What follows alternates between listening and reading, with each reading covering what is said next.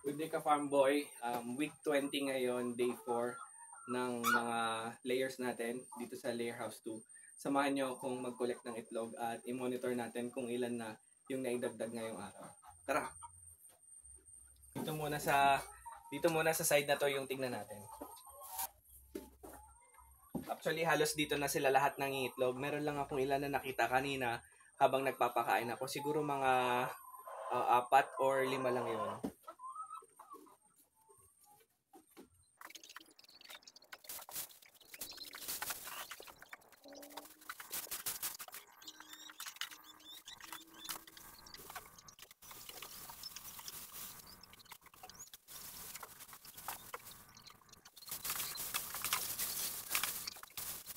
So, ayon ka farm boy, ang na-collect nating itlog ngayon ay 47. Nalagdagan siya ng 4. Kahapon kasi 43 lang.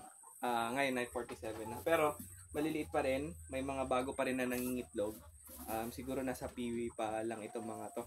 May mga ilan na small na pero, ayun, hindi pa rin sila ganong kalalaki. So, mamaya, titignan ko pa rin naman. Baka may na hindi ako nakita dun sa kabila.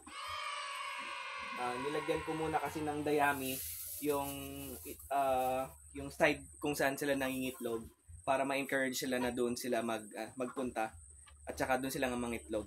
So ayun ka farm boy, dahil nasa 20% na yung production natin doon sa layer house 2, magchi-change feeding naman na tayo.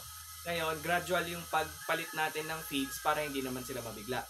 Ngayon, 25% at saka 75%. 25% yung laying crumble at saka yung grower house na pakain sa kanila ngayon ay 75%.